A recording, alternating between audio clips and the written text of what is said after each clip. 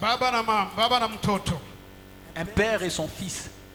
Sikia, Biblia inasema hivi. Écoute, la Bible dit ceci. Palikuwa na mtu mmoja ambaye anaitwa kwa jina la Gileadi. Il y avait quelqu'un qui s'appelait Gilead. Na huyu Gileadi alipewa nafasi ya kuongoza mkoa mmoja miongoni mwa mikoa ya nchi ya Israeli. Et cette personne avait eu la place de gérer un contrée parmi les contrées d'Israël. Na huyu Gileadi pia alikuwa ameoa mke na kapata nafasi ya kuzaa watoto kama vile kawaida ya Et wengine. ce monsieur était marié et il avait eu des enfants comme tous les autres. Maandiko yanashuhudia kwamba alizaa watoto ila watoto majina zao hazijulikani. Les Écritures disent qu'il avait eu des enfants, mais le nom de ses enfants, leurs noms ne sont pas connus. Pamoja na hii, huyu baba hakutosheka kama walivyo wa baba wengine leo. Mais ses papas n'étaient pas satisfaits tels que certains papas de ces jours. Huyu baba aliona aende nje kutafuta tena malaya, Ses kutafuta kahaba, voulait encore kutafuta aller en ndumba. dehors de sa maison pour chercher une autre femme en dehors de sa maison, une Na pétasse. alimpata huyo ndumba sababu wa ndumba hawakosi. Et il a trouvé cette femme-là parce qu'ils sont nombreuses. Na alipounga urafiki na yule malaya, Et il s'est lié d'amitié avec cette petite, akampa ujauzito. elle était enceinte. Et Na alipompa ujauzito akazaa lorsque cette mtoto. femme était enceinte, elle avait eu un enfant mâle.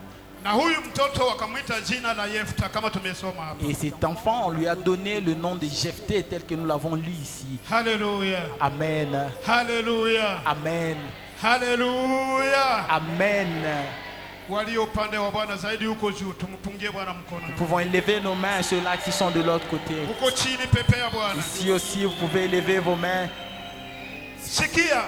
Biblia inashuhudia kwamba huyu Yefta alikuwa mpiganaji mkubwa sana. La Bible déclare que monsieur Jephthé était un grand guerrier. Bwana alimjalia kumupa hii kipaji ya kupigana vita.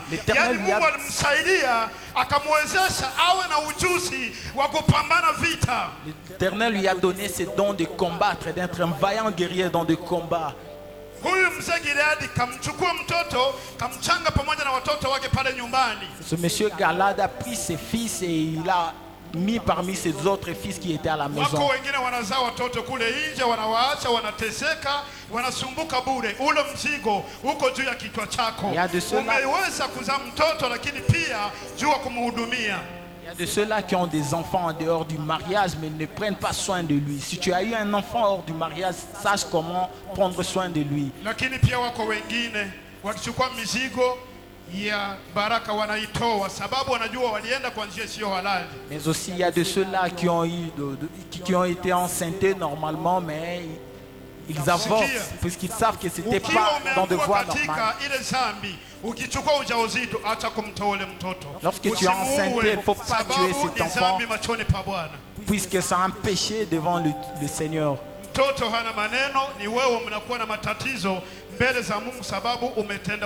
L'enfant n'a pas de problème, c'est toi qui as des problèmes puisque tu as commis l'adultère.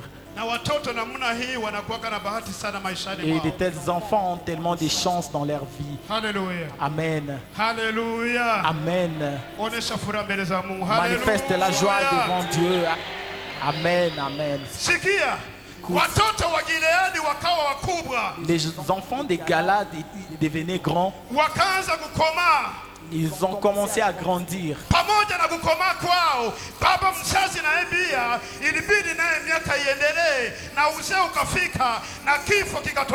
En grandissant, leur père aussi devenait vieux et la mort était survenue. Personne ici ne mourra pas. Il y a de ceux-là que nous avons connus en tant que des guerriers, des gens qui ont dansé. On impose aux gens de danser pour eux, mais à la fin ils sont morts. Quand j'étais un petit enfant, j'ai vu ceci. On nous ordonnait d'aller danser pour le feu président Mobutu. Je me rappelle, notre maman nous frappait lorsqu'on était en retard pour aller danser. Mais il est mort. Hallelujah. Amen. Et toi qui es ici, garde dans ton cœur, sachant qu'un jour tu quitteras ce monde. Mais lorsque tu quitteras ce monde, où iras-tu?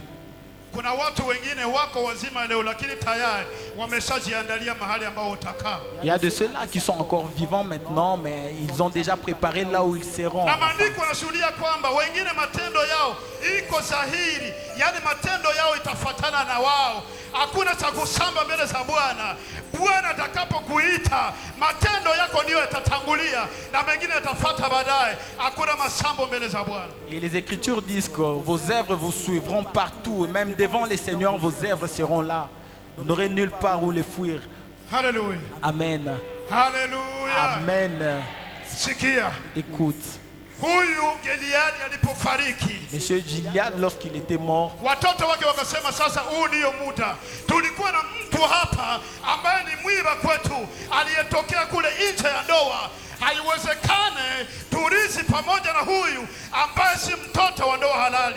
les enfants se sont dit, c'est maintenant le moment de chasser celui-ci qui était une épine pour nous. Maintenant, nous voulons les chasser parce que c'est un enfant hors mariage. Ils ont appelé Galad et lui ont dit ceci. Ils ont appelé Jephthé. Ils lui ont dit ceci. Avant l'héritage, avant de partager ce que papa a laissé, avant que chacun ait son droit, puisque dans l'héritage, chacun doit recevoir son droit. Et l'héritage chez les chrétiens, c'est différent de l'héritage chez le païen. Lorsqu'un chrétien fait hériter, il faut qu'il fasse un testament avant qu'il ne meure.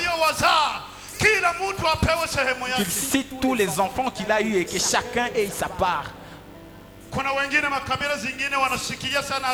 Il y a d'autres tribus qui regardent beaucoup leurs coutumes, disant qu'une femme mariée n'a pas de droit sur l'héritage de son père. Qu'elle soit en Europe, qu'elle soit riche, qu'elle ait aussi une partie sur l'héritage de son père. Élève ta main pour le Seigneur. Alléluia. Amen. Tu sais, il y a des gens qui ne voient que le bien, mais ne voient pas la valeur d'une personne. Ils voient la richesse, mais ne voient pas la valeur de la personne. Alléluia. Amen. Alléluia. Amen. Ils se sont dit avant que nous ayons partagé que Jephthé commence déjà à partir. La Bible dit qu'ils l'ont combattu. Il a manqué la paix. Il a manqué la paix. Il a décidé de fuir et de s'en aller loin de chez eux. Fuir les combats. Ne pense pas que tu n'es pas normal. Fuir les épreuves, c'est pas dire que tu n'es pas normal. Quand tu vois quelque chose qui va t'éloigner de la volonté de Dieu, fuis. Alléluia. Amen. Ne dis pas que cette personne sera écœurée. Tout ce qui t'éloignera de la volonté de Dieu, fuis déjà bien avant. Amen. Amen. Jephthé est parti. Mais aussi il y avait des gens qui connaissaient sa valeur. C'est pas tout le monde qui peut te haïr. Si tout le monde te haïsse, regarde-toi aussi. C'est pas possible que tout le monde te haïsse. C'est pas possible que tout le monde se lève contre toi. C'est pas possible que tout le monde ne voie pas ta valeur. Si cela est possible, cela veut dire que tu es mauvais. Amen. Amen. Écoute. Le Seigneur a fait une chose. À tout moment, lorsqu'Israël péchait, lorsqu'ils allaient en dehors de la volonté de Dieu, l'Éternel les livrait entre les mains des ennemis, puisqu'ils soient combattus, puis qu'ils découvrent la puissance de Dieu, pour qu'ils sachent ce que Dieu fait pour leur vie. Peut-être que tu vois qu'il n'y a rien que Dieu fait pour toi. C'est parce que tu as la paix. Lorsque le sorcier t'attaqueront, qu'il te frappe de la maladie et de la pauvreté, tu sauras la valeur du Seigneur. Alléluia. Amen. Écoute, si tu traverses des problèmes, si tu traverses des épreuves, si tu as des combats, reste entre les mains du Seigneur. Prends seulement Dieu comme ton espérance, comme ton aide. Ne crains rien. Il ne faut pas chercher de l'aide de côté. N'entre pas dans le péché parce que tu es combattu. Reste avec le Seigneur. Tiens toujours sur le Seigneur. Fais-lui ton espérance. Alléluia. Puisqu'un jour l'Éternel jugera entre toi et ton ennemi. Amen.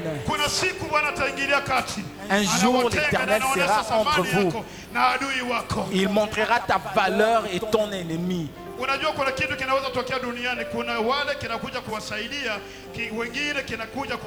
Tu sais, il y a des choses qui peuvent arriver au monde, ça aide les uns et ça détruit les autres.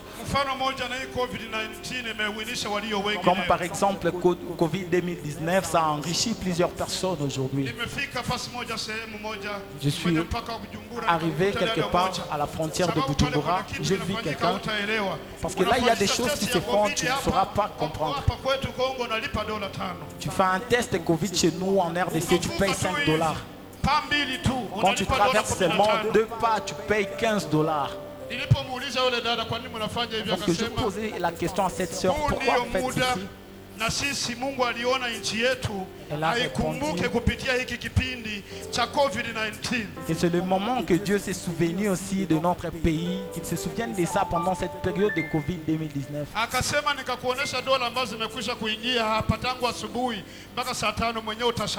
Elle a dit, si je te montre les dollars qui sont déjà entrés depuis le matin jusqu'à ces moments, tu seras stupéfait. Écoute bien, il y a des choses qui arrivent au monde pour aider certaines personnes et ça crée des problèmes aux autres.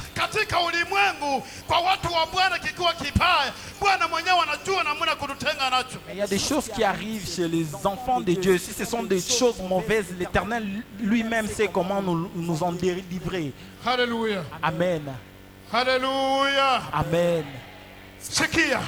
Écoute.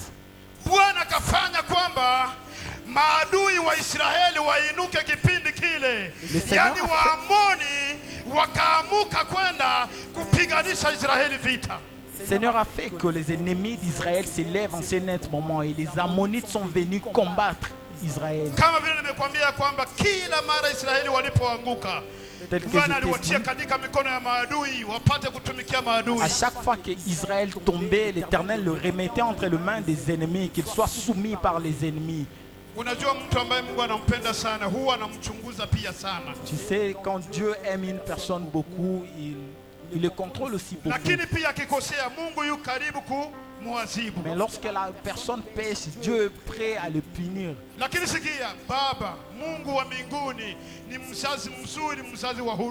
Mais écoute, le Dieu du ciel, c'est un bon parent, un parent miséricordieux. Malgré cette punition,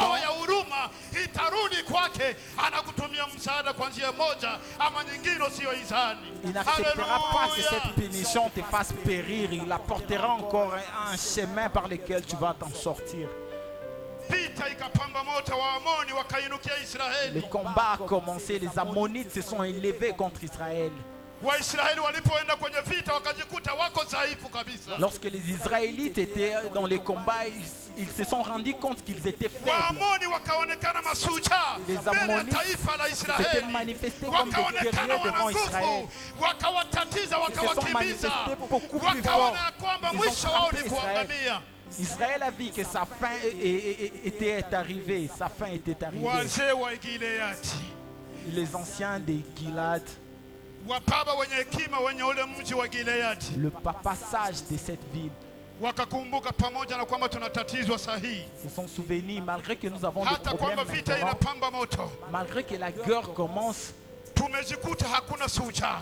Nous n'avons pas de guerriers. Hakuna mtu ambaye anaweza akatukwamua hapa sababu tumekwamishwa. Personne ne peut nous délivrer ici parce que nous sommes envahis. Lakini yuko mmoja. Mais il y a une personne, ambaye alikimbilia kwenye nchi ya Tobu. Celui qui a fui notre pays. Huyu ndiye akija hapa anaweza kutukwamua. Celui-là arrive ici. Pamoja na kwamba tulimfukuza. Même si nous l'avions pamoja na kwamba tulimtosha nchini kwetu. Tulimkimbiza kutoka katika nyumba ya baba yetu. Lakini yule Yefta akija hapa, vita hivi vinaweza kukoma. Vita hivi vinaweza kuisha.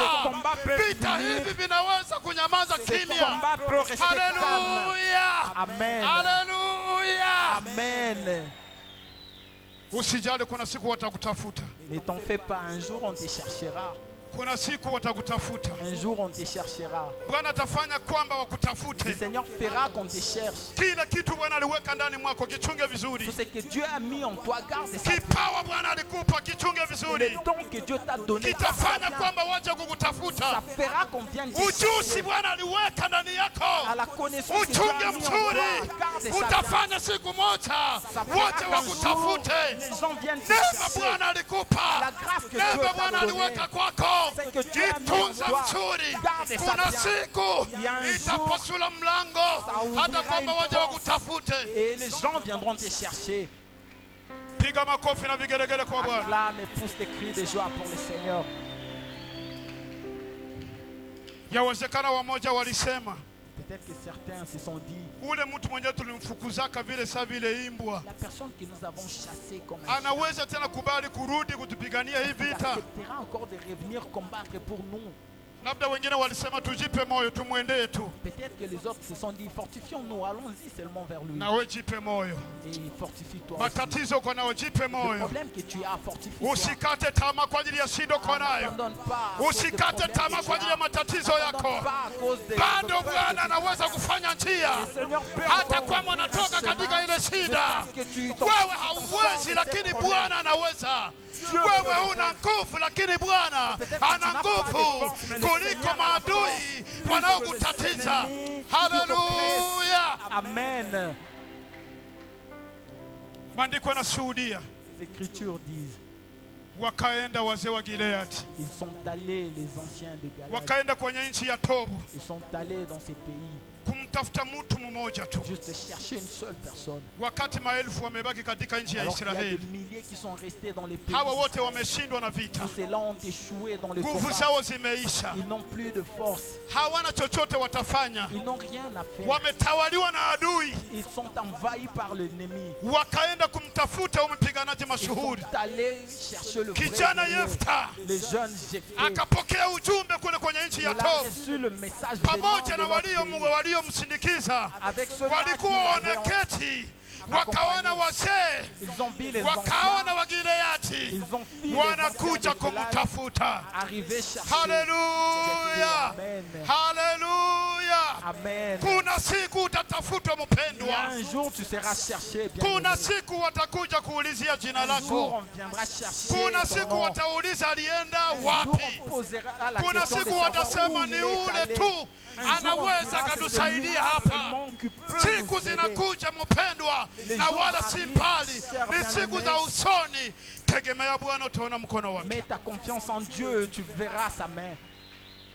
Sikia, Écoute, walipofika pale wakamkuta, wakaanza kuzungumza naye, lorsqu'ils sont arrivés là, ils l'ont rencontré, ils l'ont commencé à wakamwambia échanger avec lui. wakamwambia kijana Yefta, Ils lui ont dit au jeune Jephthé, hatuna maneno mbili ama tatu, nous n'avons pas de neno chose, ni moja tu, une seule parole. tunakuja tukurudishe Nous kwetu, venons te faire rentrer chez nous. uwe kichwa Que chetu, tu sois notre tête, uwe kiongozi que wetu, tu sois notre uwe dirigeant, mtawala que tu wetu, sois notre chef, uwe shefu que wetu. tu sois notre chef. Wewe ndio ukamate uongozi wa C'est nchi. toi qui Wewe prendras ndio la ukamate direction de uongozi ce wa pays. Wagileadi C'est toi wote. qui prendras Wewe la ndio direction de ukamate tout nafasi ya Galade. kwanza, C'est toi qui pamoja na kwamba prendras la première tulikushusha, place. Même si nous tukakutupilia mbali, tukasema haufai, tukasema uko kitu bure, lakini tunakuja sasa kuchukua ile kwamba uwe chef.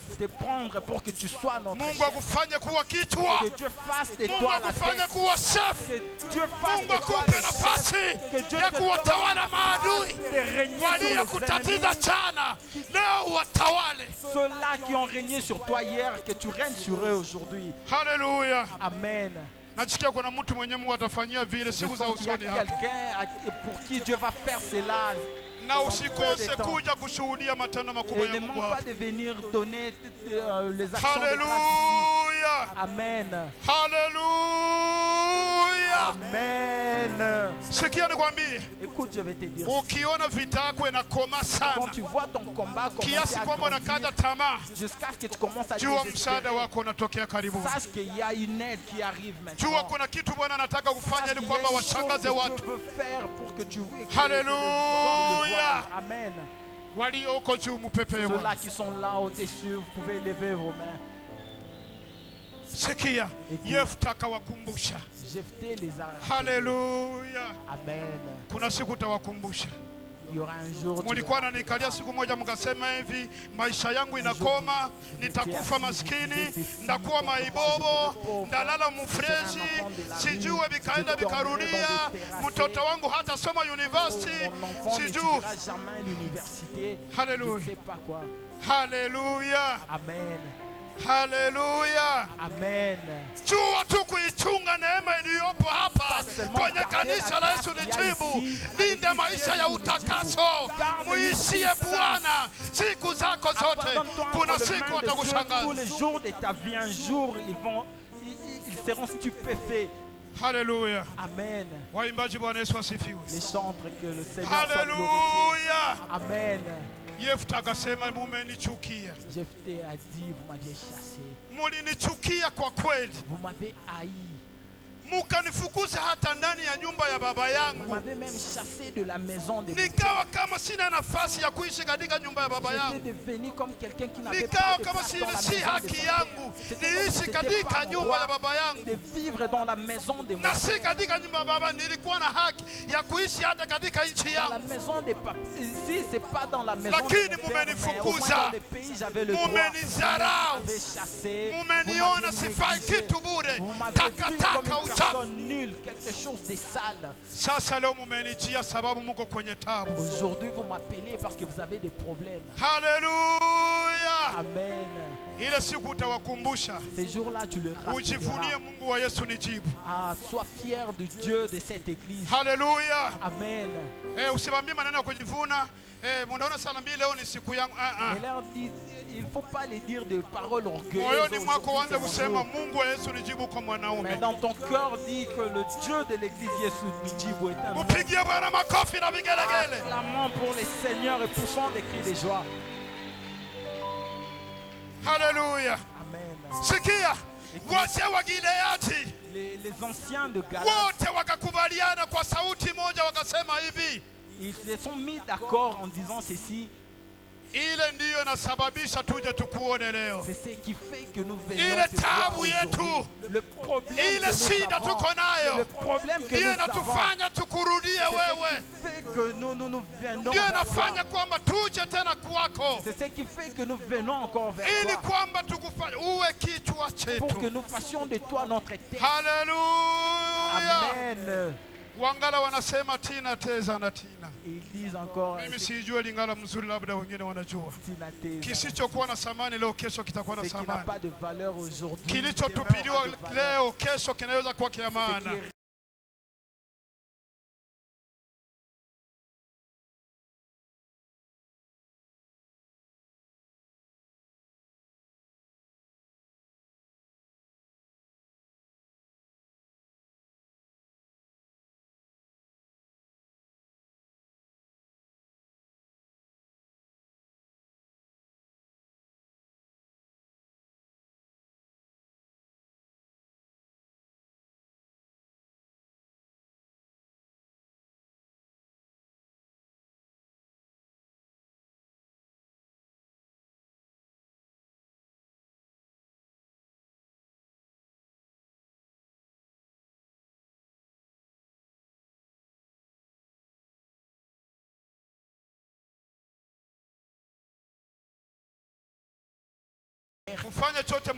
qu'ils fassent tout ce qu'ils veulent. Yesu Nijibu avance toujours. Demain, nous aurons une croisade ici. Allez là où vous voulez.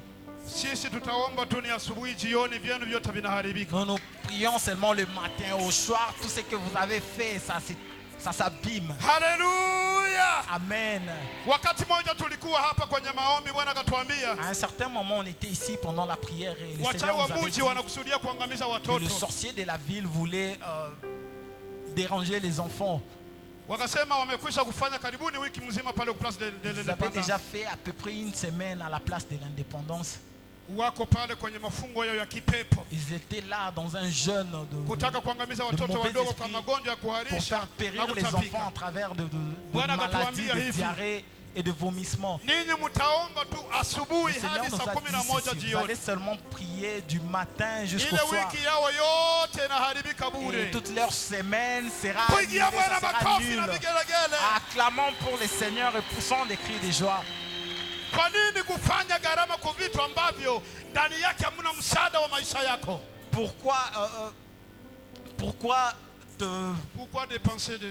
Pourquoi dépenser inutilement pour des choses qui n'ont pas de valeur pour ta vie?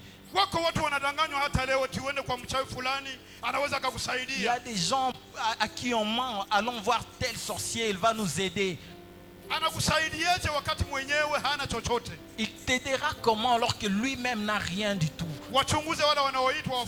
Regardez ceux-là qui s'appellent de féticheurs. Leurs vestes sont vraiment sales. Ça pue même. Il y a même des insectes dans leurs vestes. Et qu'est-ce qu'il te donnera comme aide? Ton aide est Jésus-Christ des Nazareth. Amen. Ils ont dit à Jephthé ceci: le problème que nous traversons aujourd'hui, c'est ce qui a fait que nous revenons te chercher pour que tu sois une œuvre pour nous. Nous croyons que par ta main, le Seigneur fera périr le militaire des Ammonites. Jephthé leur a donné un ordre. Un jour tu donneras des ordres aussi. Un jour tu leur diras, avant de dire ce que tu dis, allons d'abord à Yesu Nijibu. Et s'il dit qu'il ne viendra pas à Yesu Nijibu, donc il est suspect. Si c'est une aide, abandonne ça. Il faut arrêter tout ça et lui dire que c'était de l'hypocrisie. Donne-lui un ordre. Et ce sont des gens qui n'aiment pas ces lieux. Alors que Dieu a mis son nom ici pour que ça aide nos familles, que ça aide les gens de l'extérieur, que ça aide ceux-là qui sont dans le pays étranger, même ceux-là qui sont en Europe, partout. Alléluia. Amen. Il leur avait encore posé une question. Lorsqu'ils avaient eu déjà la chose qu'ils cherchaient. Eux-mêmes avaient dit qu'ils feront de lui leur chef. Et après il leur a posé la question: vous voulez qu'on rentre chez nous? Si l'Éternel mettra les Ammonites entre ma main. Là j'ai découvert une chose. Jephthé avait confiance au Seigneur. Il avait mis sa confiance en Dieu. Il savait que c'était pas sa force qui l'aiderait, c'était pas son intelligence qui l'aiderait, mais son aide. Il savait que l'aide de ce combat viendrait de l'Éternel. Tel que tu mets ton espoir en lui, tant que tu mets ton espoir dans les humains, ta vie restera telle qu'elle est. Ils lui ont dit ceci: Dieu sera témoin pour nous. Que Dieu nous entende. Mungu atusikie. Hallelujah. Amen. Hallelujah. Amen. Tena pale Kiswahili kingine kinasema wakamwambia hivi, Une autre version dit, ils lui ont dit ceci, que le Seigneur soit notre juge si nous ne faisons pas ce que tu veux. Il faut que eux fassent ce que nous voulons. Les ennemis, dès maintenant, nous leur ordonnerons de faire notre volonté, c'est que nous voulons, et nous ne nous donnerons pas des ordres, nous ferons ce que nous voulons. Parce que celui qui est avec nous est plus grand que celui qui est avec eux. Écoute. Jephthé a répondu, il n'y a pas de problème. La Bible déclare que Jephthé était arrivé à un certain lieu. Lorsqu'il est arrivé là-bas, il s'est dit que c'est le moment maintenant de se réconcilier avec le Seigneur. Il a commencé à déclarer des choses devant Dieu, des paroles devant Dieu. Mais ce que je sais est qu'il a fait une prière. Il a commencé par le remerciement. Merci parce qu'ils se sont souvenus de moi. Moi, ils avaient jeté. Éternel, ne me laisse pas être honteux là où je veux. Mais ces ennemis entre mes mains. Je veux même régner sur eux. Ceux-là qui m'avaient chassé hier. Je veux être leur chef. Que je commence à les diriger. Écoute.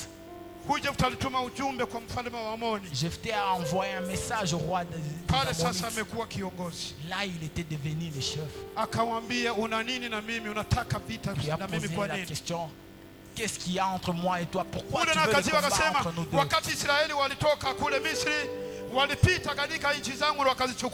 Celui-là a répondu, lorsque Israël avait quitté l'Égypte, ils sont passés par mon pays et l'ont pris. Jephthé avait répondu, c'est que Dieu a dit, c'est faux. Aucune partie de ton pays Israël a pris. Il a répondu au roi des Ammonites, quelle force tu penses avoir? Parce que tu peux te tenir devant Israël, tu te crois spécial. La Bible dit ceci, il était parti avec un courage, il était rempli de la puissance du Saint-Esprit, alléluia. L'Esprit de Dieu était sur lui, l'Esprit de Dieu l'avait immergé. Il n'était plus une personne ordinaire, il n'était plus un militaire ordinaire. Parfois nos militaires doivent aussi prier que Dieu l'immerge dans la puissance, qu'il guide leur vie et qu'il règne sur le travail qu'ils font. Les Écritures disent qu'il est passé par le pays de Galade. Il a pris des jeunes forts. Il est parti dans la ville de Manassé. Il a pris des jeunes qui étaient forts. Alléluia. Amen. Jephthé est allé combattre et a l'assurance que le Seigneur est avec lui, sachant que le moment de régner sur les Ammonites était arrivé. Il savait que la guerre allait prendre fin. Les Écritures déclarent que lorsque Jephthé était allé combattre les Ammonites, il les avait égorgés. Et il a pris plusieurs villes qui sont revenues sous l'autorité d'Israël. Lève-toi là où tu es. Nous allons dire au Seigneur de faire de nous la tête. Demande à Dieu de te donner encore l'autorité de régner sur tes ennemis. Que Dieu te remette la grâce et l'approbation que tu avais devant les ennemis. Et que Dieu fasse qu'un jour qu'on vienne te chercher. C'est là qu'ils t'ont fait du mal, qu'ils viennent encore te chercher et qu'ils te demandent même pardon. Crois que Dieu est capable de le faire. En ce moment, chacun de nous fera appel au Seigneur. Dis à Dieu, je veux que tu te lèves et que tu combattes seul. Et que tu me donnes l'autorité que j'avais. Je veux régner sur mes ennemis. Que Dieu fasse l'inverse. Que les ennemis soient en dessous de toi. Élève ta main. Mwambie Bwana onekane, unipe ujasiri wa kuwatawala. Bwana kupe uongozi tena. Wewe ndiye uongoze maadui zako. Wewe ndiye watawale. Wewe ndiye wa juu yao. wasikutawale wao, lakini wewe ndio watawale. Bwana, kupe neema mpya na kibali mpya machoni pa maadui na kila sehemu yote utakayofika maishani mwako. Mahali popote utafika, uwe mtawala kama ilivyokuwa Israeli. Mahali pote walifika, walipata nafasi ya kutawala. Na we Mungu akupe neema hii, akupe nafasi hii kwa muda huu wa neema hapa kanisani mwetu. Mwite Bwana kusaidie, mwite Bwana kukumbuke, mwite Bwana onekane, apigane vita vyako. Haleluya, haleluya, haleluya, haleluya.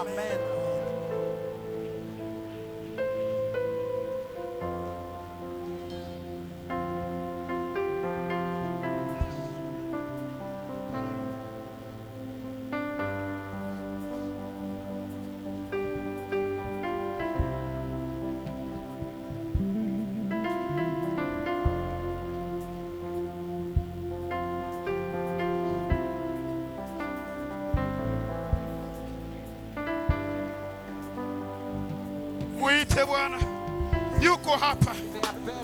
Yeye ni wa huruma, yeye ni wa huruma, yeye ni mzazi mzuri, asikiaye kilio cha watu wake, asikiaye maombolezo ya watu wake.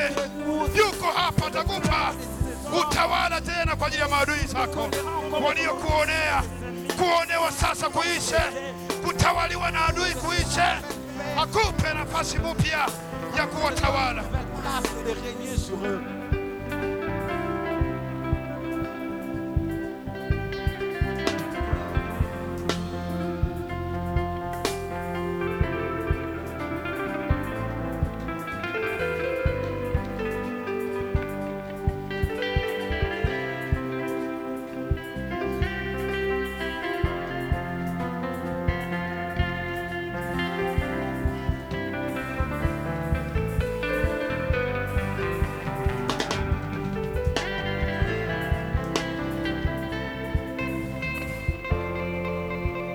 Acha tumsikie Baba akikamilisha maombi yetu.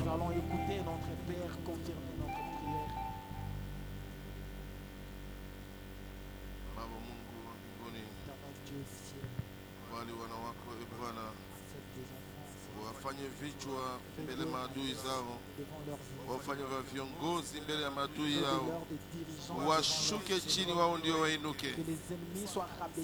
Bwana, uwasaidie kwa hali yote, na neno lako limefika hapa, hivyo Bwana upate kuwasaidia kadiri wanavyoomba Bwana, na watendewe na wewe Bwana, kwa sababu wewe ndiye tumaini letu, na wafanyie hivyo kwa jina la Yesu Kristo. Amen. Naweza keti.